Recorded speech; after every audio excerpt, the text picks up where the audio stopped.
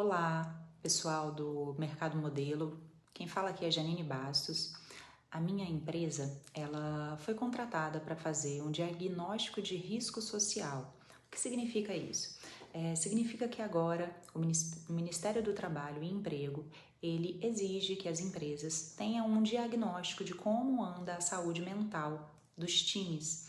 Então, a gente construiu umas perguntas que ninguém é melhor do que vocês para responderem, para que a gente possa construir esse diagnóstico com as ferramentas que a gente tem tecnológicas para conhecer a realidade do ambiente que vocês vivem.